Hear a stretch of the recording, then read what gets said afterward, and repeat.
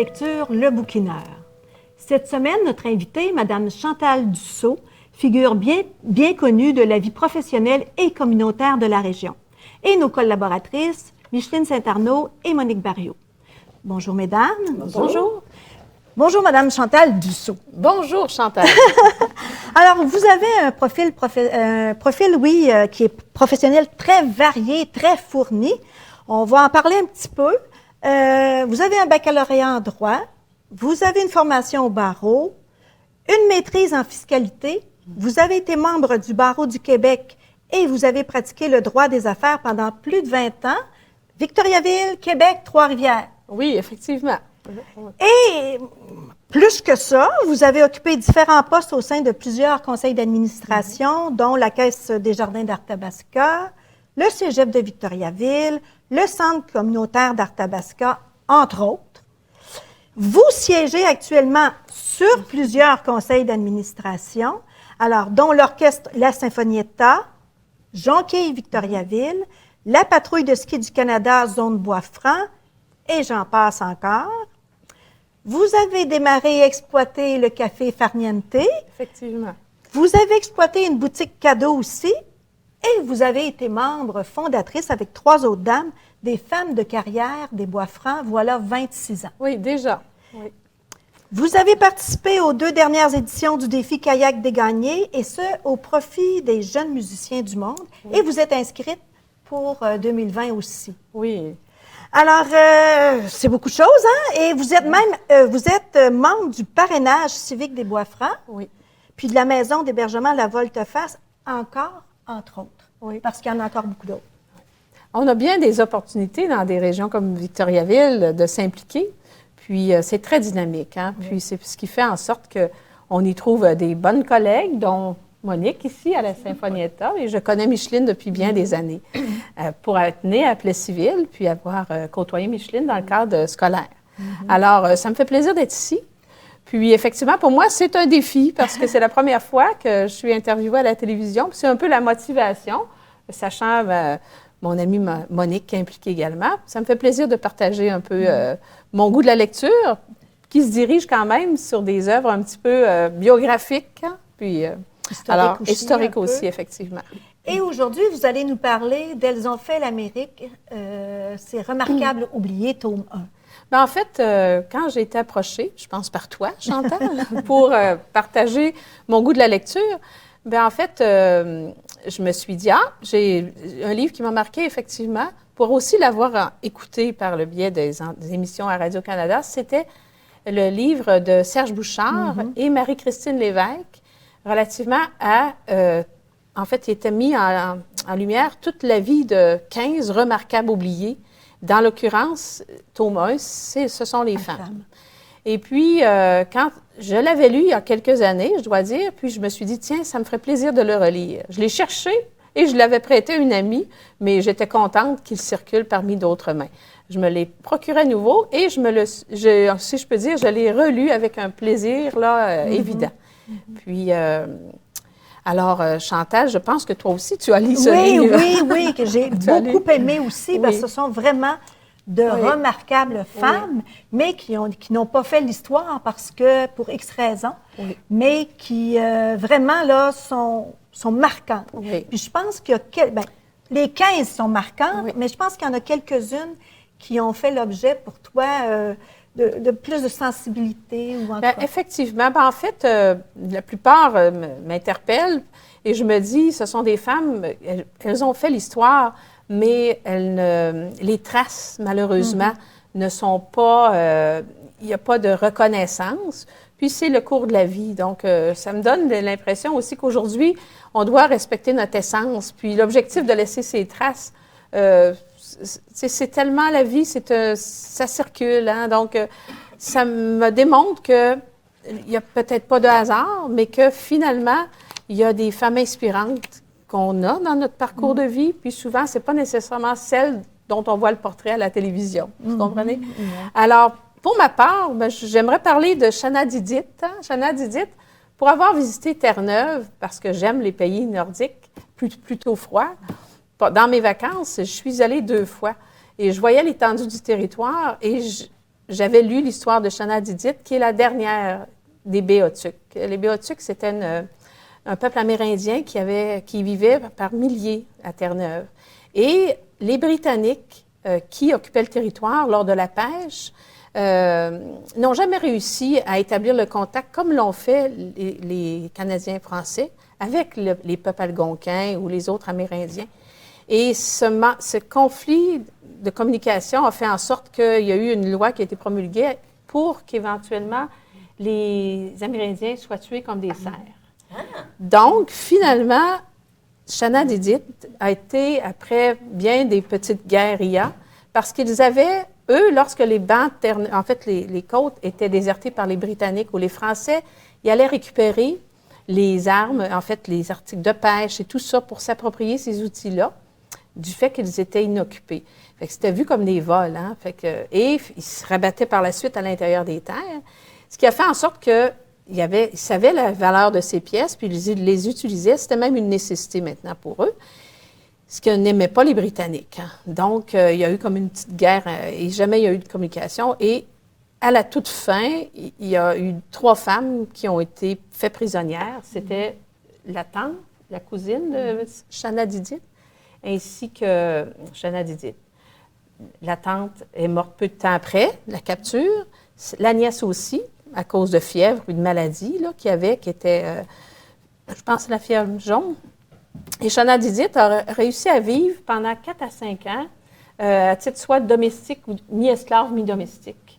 Puis, elle a rencontré un homme qui voulait préserver l'histoire de cette peuplade qui avait vécu des millénaires peut-être à Terre-Neuve. Donc, elle était très sociale. Elle avait, semble-t-il, une très belle dentition. Elle aimait particulièrement les hommes roux. Et puis, semble-t-il qu'elle était vraiment d'humeur agréable. Elle s'est prêtée au jeu. Elle savait très bien dessiner. Elle a dessiné les costumes de l'époque et elle a pu conter un peu l'histoire de son peuple. Elle est décédée, malheureusement, après 4 à 5 ans de vie avec ces gens. Et son cerveau a été analysé, envoyé à Londres pour analyse. Son corps a été enterré dans une fosse commune et il ne reste que quelques dessins. Son cerveau, suite à l'analyse, il a été déterminé que c'était une des rares, même le seul peuple qui arrivait d'une descendance Europe, amérindien, donc par la forme. Son corps, quand ils ont fait la voie ferrée, la fosse commune a été détruite, jamais qu'il y a eu de trace du corps. Puis les dessins ont brûlé finalement et le cerveau, dans un bombardement de la Lufthansa, a disparu. Fait que finalement, il ne reste que quelques dessins. J'ai eu le plaisir d'aller voir au musée. Maintenant, il y a quand même un comité qui parle des Béotucs. Les Béotucs qui est le nom du peuple indien. Et puis, on voit les dessins. On voit les dessins qu'elle a fait, quelques dessins, un peu l'histoire. Fait qu'il y a quand même un comité qui vise à Terre-Neuve, effectivement, au musée de Saint-Jean's. Mais ça, Serge Bouchard, c'est la première. Hein. On sait que Serge Bouchard, comment il aime les Amérindiens, le Nord, l'histoire du peuple amérindien. Alors, pour moi, si ça vous donne le goût d'aller à Terre-Neuve puis de lire le livre de Serge Bouchard, je me dis, bon Dieu. Moi, j'y vais à l'été, là. Merci. Merci. Je veux dire, je suis contente parce que tu vas y retourner comme moi une deuxième fois. Alors, aussi, dans l'ordre, même ordre d'idée, il ne parle que de femmes exceptionnelles. Et souvent, il n'y a aucune trace par la suite où elle, comme bien d'autres, elle meurt dans l'indigence ou dans très pauvre. Il y a bien sûr Albany, Emma la Jeunesse, née à Chambly. Née à Chambly, élevée par un père, parce que sa mère est morte jeune, élevée par un père qui était professionnel de la musique. Et madame, elle s'est fait nommer Albany lorsqu'elle a fait des spectacles à Londres. C'est la première Canadienne française à occuper des postes de prestige au Covent Garden et tout ça. Une artiste internationale qui, elle a eu une carrière phénoménale, amie de la reine Victoria. Elle prenait le thé, même à la fin de la vie de Victoria, elle a chanté. C'était une petite Canadienne française de Chambly. C'est quand même assez exceptionnel. Moi, je l'ai découverte, mais je l'avais entendue à la radio de Serge Bouchard, mais je trouve que c'est incroyable. Lorsqu'elle est décédée, elle a quand même eu certaines reconnaissances au Québec, mais vers la fin, après avoir fait ses tournées. Finalement, il y a eu une réconciliation avec le Québec parce qu'elle n'a jamais été vraiment reconnue. Et à la fin, son fils, elle a eu un seul fils, elle a dû se départir de bien des bijoux et tout ça pour vivre, parce qu'elle n'avait plus aucun revenu. Son fils, voulant laisser l'héritage de sa mère, a voulu vendre ou disposer à la ville de Chambly des éléments qu'elle avait, des vêtements, des costumes de scène et tout ça. Et puis, la municipalité n'a pas voulu les acheter. C'est le maire personnellement qui a pris son argent pour acheter les archives de sa mère. Donc, c'est notre histoire. Puis, je peux me permettre de parler de Robertine Barry. Hein? On n'a plus beaucoup de temps. Non, mais c'est ça. Oui. La journaliste, la première journaliste. Oui, bon, ben alors voilà, c'est dit. Ça va donner le goût aux gens d'aller lire ce livre-là. J'aimerais ça qu'en quelques secondes, vous nous parliez de Pauline et moi de Louise Portal. Alors, Pauline et moi, c'est dans un autre ton, hein, mais Louise Portal, on la connaît pour son statut de comédienne, d'artiste. Mais Louise Portal, c'est une très belle femme, toujours enthousiaste et toujours, moi que je connaissais sur ce statut, mais qui écrit des très beaux livres. Elle a une plume très, très, très claire, très sensible, puis elle explique sa vie de jumelle, avec sa jumelle Pauline, qui a été aussi comédienne. Elle a joué dans la Florida, Pauline, mais elle a une vie vraiment plus difficile parce qu'elle avait quand même des moments dépressifs. Elle avait aussi le contact avec certains hallucinogènes.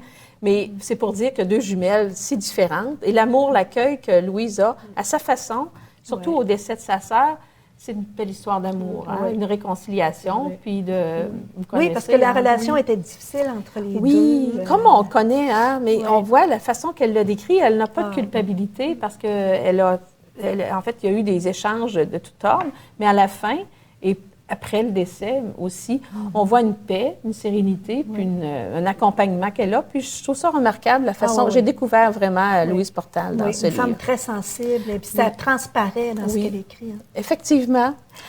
Eh bien, merci beaucoup. Ça a été vraiment une belle rencontre avec vous, une rencontre avec plusieurs femmes aussi. Oui, effectivement. Je vous remercie. Maintenant, on va passer à Micheline qui va nous parler de... L'ombre de l'Olivier de Yara El Gadban, qui, pour moi, est une autre femme d'exception. Alors, elle est dans la jeune quarantaine, elle est d'origine palestinienne, elle vit présentement à Montréal. Elle a été lauréate du prix Victor Martin Lynch Stanton du Conseil des arts du Canada en 2007. Ce prix-là récompense un auteur et une autrice en mi-carrière qui viennent du Canada, évidemment, là, pour leur parcours exceptionnel dans le domaine artistique. Alors, l'ombre de l'Olivier, elle l'a offert à un ami qui me l'a donné. Je pourrais le donner à une autre personne par la suite. Et je vous lis sa délicate dédicace. C'est bon. Je vous offre ce parfum de mon enfance. Bonne lecture. Et elle signe son nom. Alors, effectivement, dans ce roman, Le parfum de mon enfance, l'autrice revisite quelques années de son enfance comme réfugiée. Elle se projette alors dans un personnage qu'elle appelle Yuri. Yuri Pur, qui est une fillette de 10 ans, qui nous montre la vie ordinaire des Palestiniens et des Palestiniennes en dehors de la guerre, mais où, évidemment, les conséquences de cette guerre-là sont omniprésentes. Ayant été chassée de son village en Palestine par les Israéliens, sa famille s'est réfugiée à Dubaï, aux Émirats arabes. Le père, qui est ingénieur, réussit à y avoir quelques contrats. La mère s'occupe des tâches domestiques. Yuripour a un frère un peu plus âgé qu'elle, un ami qui se prénomme Alexki, un autre ami, celui-ci sorti de son imagination, qu'elle prénomme l'oiseau, auquel elle se confie régulièrement. Dans le tableau, il y a des tantes, des oncles, leur famille, il y a des amis, des grands-parents qui sont eux aussi dans un camp de réfugiés à Beyrouth, au Liban. C'est évidemment, là, c'est une vie de souffrance, oui, mais aussi de bonheur. Tout va malgré l'équilibre précaire. Mais à un moment donné, l'équilibre se rompt parce que Yuri et les siens doivent quitter Dubaï en l'espace d'une semaine seulement pour s'établir au Yémen, toujours comme réfugiés. À cause de la finesse de l'écriture de l'autrice, moi, je me suis retrouvée dans cette lecture-là comme une visiteuse. J'entendais la maman chanter, je partageais un repas tranquille où j'ai dégusté le moufkia, là, je ne sais pas si on le dit comme ça, c'est en arabe, là. C'est un ragoût de viande avec une sauce vert foncé qui est à base de plantes. J'ai ramassé des coquillages sur la plage. J'ai ri en grimpant les dunes. J'ai eu peur quand son petit frère s'est pris le pied. Il était plus capable de redescendre. J'ai entendu la fillette jouer du piano. J'ai traversé les postes frontaliers avec eux, puis c'est sûr que j'avais le cœur serré, là, parce que c'était les traversées de frontières, puis ils s'en allaient visiter les grands-parents qui étaient dans un camp de réfugiés. J'ai cueilli des grenades, le fruit de la grenade. J'ai vu le mur qui séparait, à un moment donné, le jardin de la maison. J'ai suivi le déménagement forcé des grands-parents dans un autre appartement. J'ai assisté au bombardement. J'ai entendu les inquiétudes des adultes au sujet des disparus et la petite qui disait qui voulait donc comprendre là, ce qui se passait, puis qui était là, qui quêtait des miettes d'informations en desservant la table. L'autrice dit « L'acte d'écrire est en soi un acte révolutionnaire. Celui de lire l'est aussi. » Okay? Alors, quand elle écrit et nous, on lit, et c'est une occasion de rencontre pour elle et pour nous. C'est une autrice qui s'engage dans des luttes féministes et anti-racistes. Elle dit « Les mots ont le devoir de refonder notre rapport à l'autre » et c'est ce que je suis persuadée qu'elle fait très bien dans ce volume-ci. J'aurais aimé vous en lire quelques extraits, mais là, mes 6 minutes sont écoulées. C'est inspirant. Oui, c'est inspirant. Merci beaucoup, Micheline. Maintenant, Monique, tu vas nous parler d'Alice Munro. Oui, alors moi, je me suis donné comme défi cette année de connaître davantage les auteurs et les autrices qui viennent du Canada anglais. Okay. Alors, j'ai décidé de lire Alice Munro. J'ai commencé avec quelqu'un de solide parce qu'Alice Munro, ce n'est pas n'importe qui. Elle est née en Ontario. Elle a vécu longtemps en Colombie-Britannique. Elle a commencé à publier au début des années 50 et dès 1968, elle a gagné le prix du gouverneur général du Canada, qui est la plus haute distinction littéraire qui est donnée ici au Canada. 2 de ses ouvrages ont été portés au cinéma. On lui doit le film Loin d'elle, là, La femme souffre de la maladie d'Alzheimer. Bon, je vais vous en reparler. Alors, et en plus, elle a obtenu le prix Nobel de la littérature en 2013. Elle était la 13e femme à l'obtenir, la première canadienne et la première autrice qui gagne ce prix et qui se consacre à l'écriture de nouvelles. Bon, alors je dis, oups là. Alors j'ai décidé de lire un livre qui s'intitule Un peu, beaucoup, passionnément, à la folie, pas du tout. Donc, c'est un livre qui est dans la foulée de ses œuvres habituelles. C'est un recueil de 9 nouvelles. Et ça a été un véritable choc pour moi parce que quand j'ai commencé à lire ça, à la fin d'une nouvelle, je disais, bon, là, je pensais à ma chronique, puis je disais, comment je vais résumer ça? Je dis, mais qu'est-ce qui s'est passé dans cette nouvelle-là? Là, j'essayais, tu sais. Alors, je m'explique. Alice Munro raconte de très belle façon un événement majeur dans la vie d'une personne, mais elle ne s'attarde pas à cet événement-là. Elle passe quasiment au-dessus de l'événement. Il est presque anecdotique. Elle nous conduit très tranquillement vers cet aboutissement par des petits gestes, par bon, par exemple, elle va dire la femme mettait ses gants, elle se plaignait que sa robe était tout le temps froissée. Bon, tu sais, des gestes, puis des anecdotes vraiment du quotidien. Et quand on a fini de lire cette histoire-là, on s'aperçoit que c'est l'histoire d'une femme qui a trompé son mari un après-midi. Et on le sait tout simplement parce qu'à un moment donné, elle dit « Amène-moi ailleurs ». Oh, voilà. Alors ça, c'est vraiment, même dans d'autres nouvelles, on ne sait pas trop, elle nous laisse le loisir d'interpréter la fin que l'on veut. Ça peut être une femme qui trompe son mari, ça peut être une femme qui est assassinée, on ne sait pas trop, elle laisse planer Et elle fait tout le temps, elle nous raconte des histoires parfois dures, difficiles, mais c'est toujours en douceur. Donc, elle nous parle de la banalité de la vie de tous les jours, mais elle nous le fait de façon grandiose. On dit, vous allez vous dire, mais franchement, ça doit être bien ennuyant de lire ce livre-là. Non, non, non, non. Alice Munro est tout sauf plate. Ça, je peux vous le dire. Elle est précise, concise. Elle est, chaque nouvelle est comme un petit roman. Elle se permet des allers-retours dans le temps. Elle est vraiment géniale. Moi, c'est rare qu'on voit un écrivain où on dit, ah, ça, c'est vraiment un style particulier. On rencontre pas ça ailleurs. D'ailleurs, j'ai lu, je vais vous le lire ici parce que on le dit mieux que moi. On dit, Alice Munro est par ailleurs reconnue pour son sens exceptionnel de la construction, son lyrisme et sa manière de se centrer sur les détails anodins et les petits riens de la vie, d'individus dont elle tire une réflexion douce amère sur l'existence. Moi, ça m'a fait penser, il y a une émission antérieure, je vous disais que Kundera disait que les écrivains sont soit des peintres, soit des musiciens.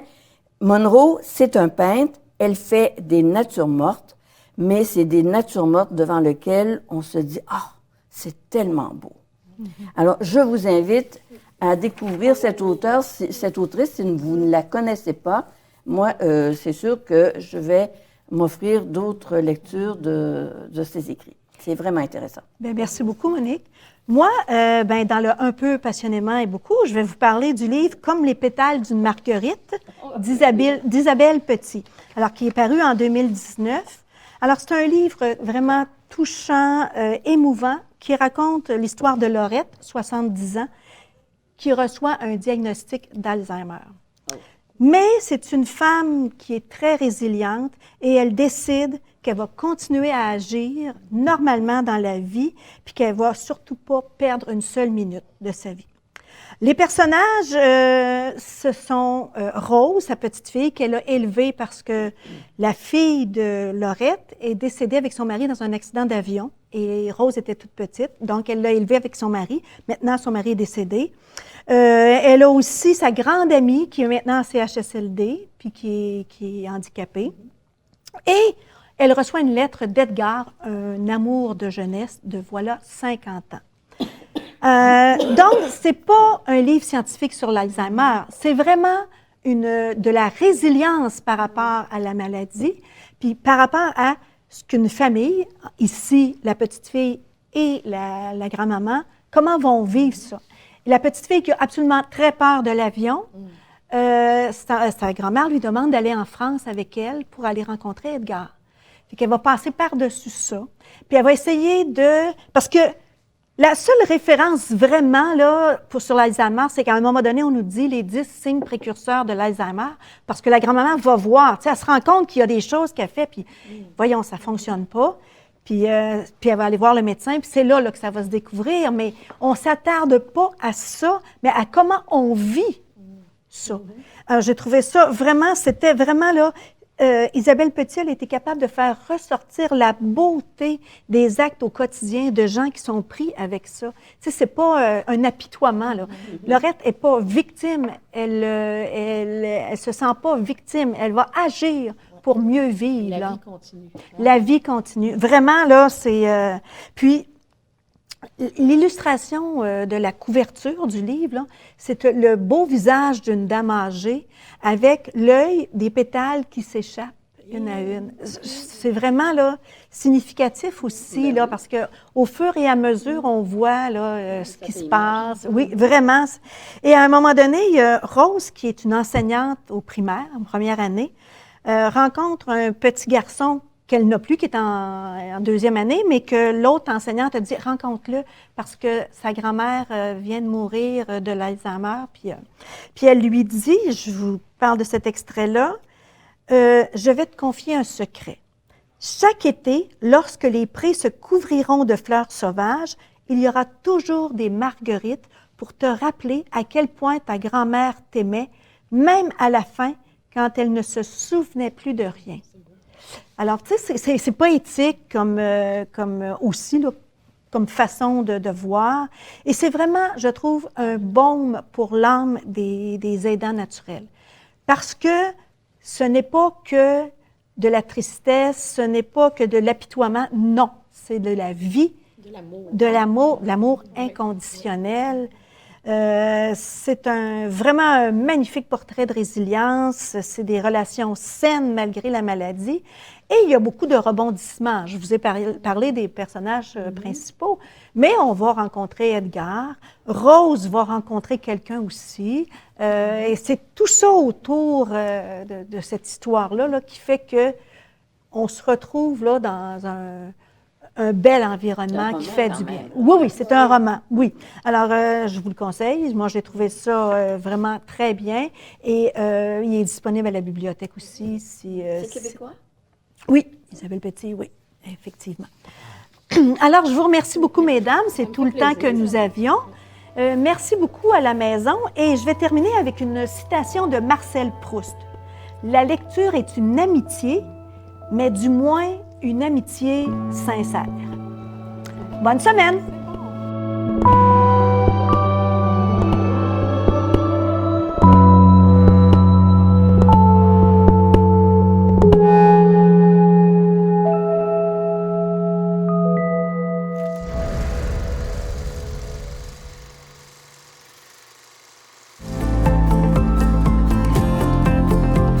La vraie télé, c'est la télé communautaire, c'est la télé autonome, la télé libre, parce qu'elle n'est pas contrôlée par des géants, elle n'est pas contrôlée par de la publicité, elle n'est pas contrôlée par du gros argent, elle est contrôlée par vos intérêts. Tu veux savoir qu'est-ce qui intéresse les gens d'une place en particulier? Tu veux savoir qu'est-ce qui se passe en ce moment à Ville-Marie, dans les Basses-Laurentides? Bien, il faut que tu regardes la télé de cette place-là, puis elle est disponible sur le web à cette heure. 2 clics, tu sais ce qui se passe. Tu sais, l'avenir, là, c'est de parler des vrais enjeux, des vraies valeurs, de ce qui nous touche vraiment. Il n'y a rien de mieux qu'un médium local pour le faire. C'est pour ça que les télécommunautaires autonomes font ce travail-là. Et puis, on parle souvent de codes d'écoute, puis tout ça. Les codes d'écoute sont assez bonnes. Puis 2, le qualitatif, c'est important aussi. La qualité des gens qui regardent, c'est des gens intéressés, intéressants. Pourquoi? Parce qu'on regarde notre communauté. On peut passer à la TV et parler de nos enjeux. Là, on parle des vraies affaires. On parle pas juste des Moses de vedettes de schnout de Montréal. Non! On parle de ce qui se passe chez toi.